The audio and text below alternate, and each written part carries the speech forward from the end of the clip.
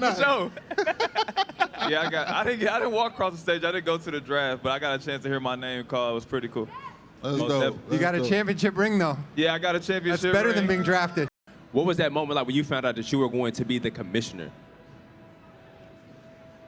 Oh man, I mean, I just remember feeling how fortunate I was. I had, at that point, I had already worked for the league for 20 years. Yes, sir. At the time I found out, I had worked for David Stern that entire time. So I had a seat in the room, so to speak, for a lot of that had transpired over that time. And I worked hard, but at the same time, I realized it takes a fair amount of luck to be in the right place at the right time.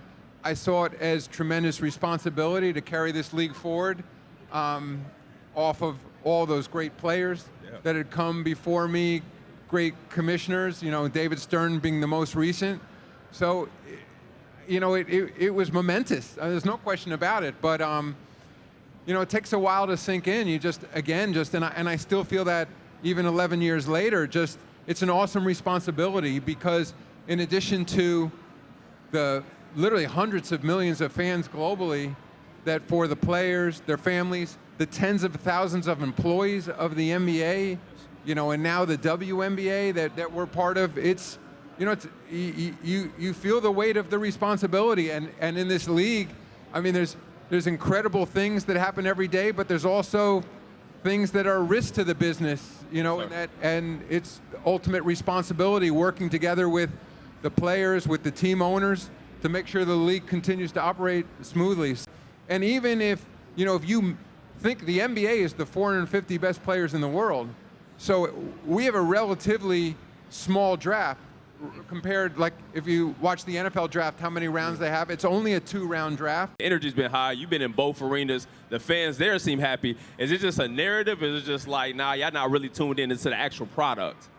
You know, I could say so much about that. A few things I'll say. One of the points I made the other night was, you know, I'm sure there's a lot of NFL fans here.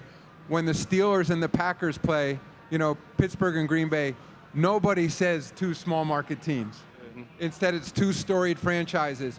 And I want to emulate the NFL from that standpoint. Okay. You know, having said that, there's so many great markets out there that love the NBA. It's something we're definitely going to look at. Okay, for sure.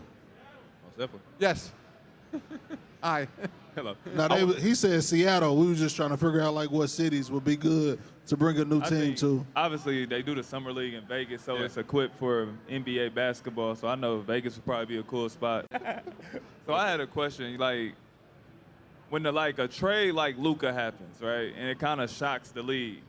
Like, what's it like in the league office? Like, do y'all know, like, whoa, this is about to be wild, or?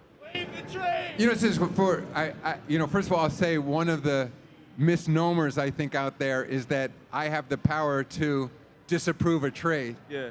I don't. The only. Was that like when you seen that come across, were you kind of shocked, like? Yeah, I would only say, I mean, because in many ways I'm a fan like others, and teams aren't necessarily calling the league office for suggestions on player movement. So there's the fan in me that only because that's not a player move that people were talking about, or the shows like yours were talking about, I was surprised from that standpoint. Most definitely. Teague, imagine having a back-to-back in Paris. Man, yeah, like he said, that flight would have been crazy.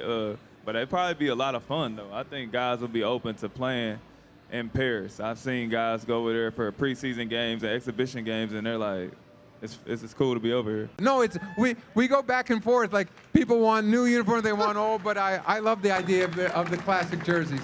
Hey, I love how you put him on the spot and everybody start clapping. Show some love to my man. You know, hey, you know, the feedback from our fans is critically important, so thank you, everybody.